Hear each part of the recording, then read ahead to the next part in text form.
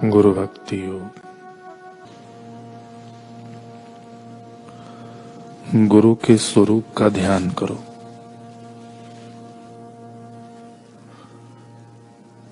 ध्यान के दौरान आपको दिव्य आत्मिक आनंद, रोमांच, शांति आदि का अनुभव होगा। कुंडलिनी शक्ति जागृत होगी। हृदय भाव विभोर होगा। ध्यान के दौरान रोमांच, शांति आदि का अनुभव होगा। रोमांच, हृदय, रुदन आदि अष्ट सात्विक भाव में आपका मन विचरण करने लगेगा।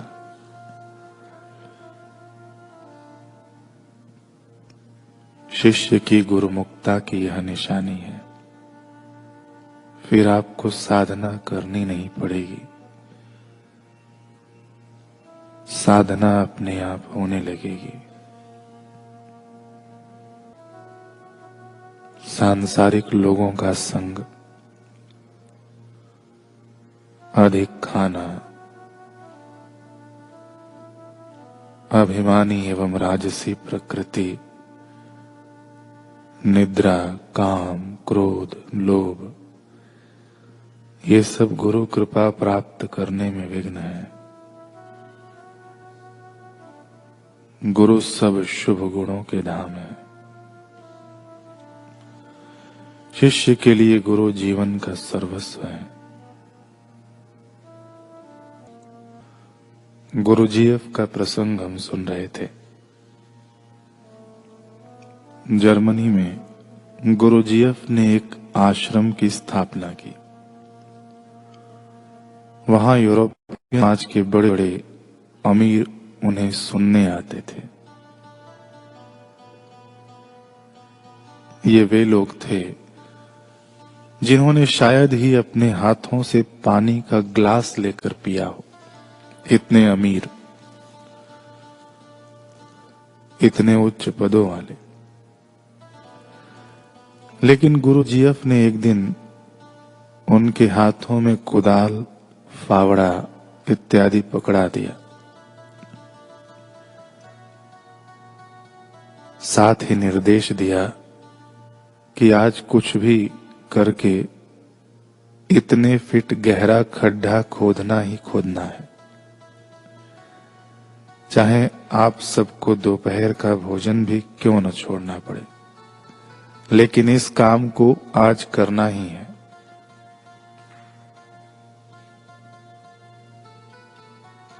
लक्ष्य मुश्किल था।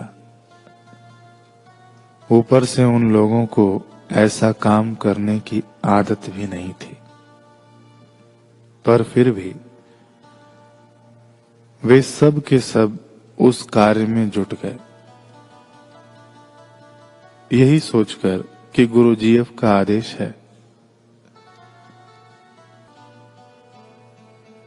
उनके ऐसा कहने और करवाने के पीछे कोई न कोई कारण अवश्य होगा।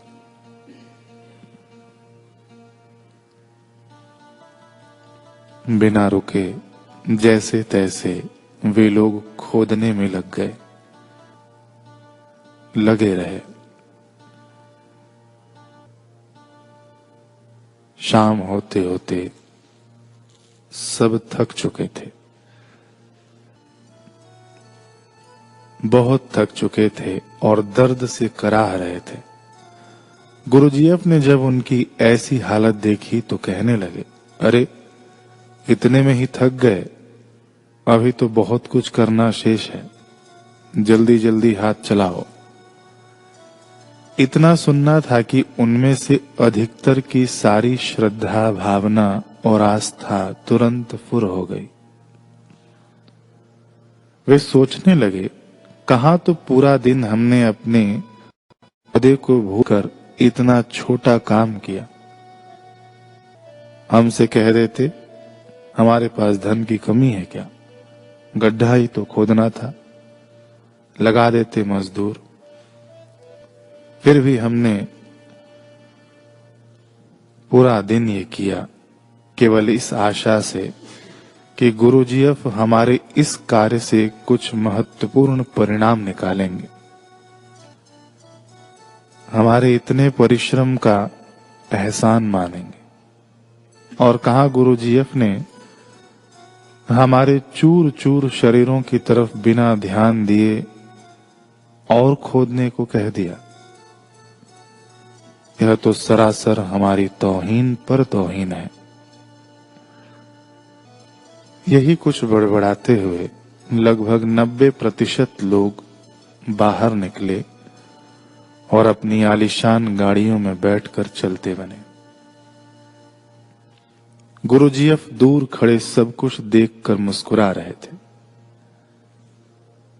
छलनी लग चुकी थी और छटाई भी हो चुकी थी। बाकी के 10% बचे लोगों को, जो अमीर होकर भी विनम्रता के धरातल पर थे, गुरुजीएफ ने प्रेम से बुलाया और कहा, चलो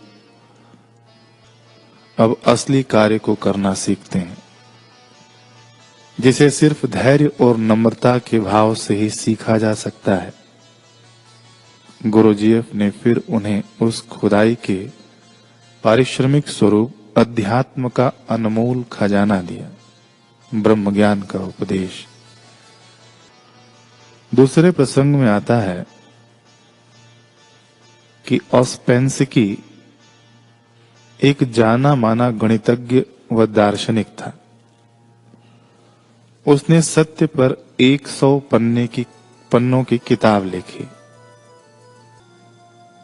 जिसे बहुत सराहना मिली। बुद्धिजीवियों ने औस्पेंसिकी के ज्ञान और अनुभव को बहुत ऊंचा माना। वही औस्पेंसिकी एक दिन गुरुजीएफ से मिलने के लिए पहुंचा। दरअसल उसने बहुत लोगों से गुरुजीएफ के विषय में सुना था। वह मिलने के लिए पहुंच तो गया, पर उसे क्या मालूम था कि गुरुजीएफ से मिल पाना इतना आसान नहीं होता। 3-4 दिन बीत गए, लेकिन प्रतीक्षा का दौर जारी रहा। जबकि इस दौरान गुरुजीएफ अपने कमरे से कई बार बाहर आए, बाग में टहले और लोगों से बातचीत की, पर औस्पेंसिकी को उन्होंने मिलने की अनुमति नहीं दी। जब औस्पेंसिकी का धैर्य जवाब देने लगा और गुरुजीएफ को लगा कि शुरुआती परीक्षा का इतना स्तर काफी है, तब उन्होंने उसे अंदर बुला लिया। इससे पहले कि औस्पेंसिकी कुछ कहता और पूछता, गुरुजीएफ ने कहा, सुना है तुमने बहुत कुछ पढ़ा है। इतना कहकर फिर एक पेंसिल और छोटा सा कागज का टुकड़ा उसे देते हुए गुरुजीएफ बोले, यह लो, इस पर वह सब कुछ लिख दो जो जो भी तुम जानते हो, ताकि हम उन विषयों पर चर्चा कर समय खर्च न करें। जो शेष रह जाएगा, जो बच जाएगा, जो तुम नहीं जानते हो, मैं उस पर ही रोशनी डालूंगा। उस छोटे से कागज के टुकड़े को देखकर औस्पेंसिकी को अपनी बहुत बेइज्जती महसूस हुई। क्या उसके ज्ञान भंडार की मात्रा इतनी कम थी जो इतने से कागज में सिमट जाती?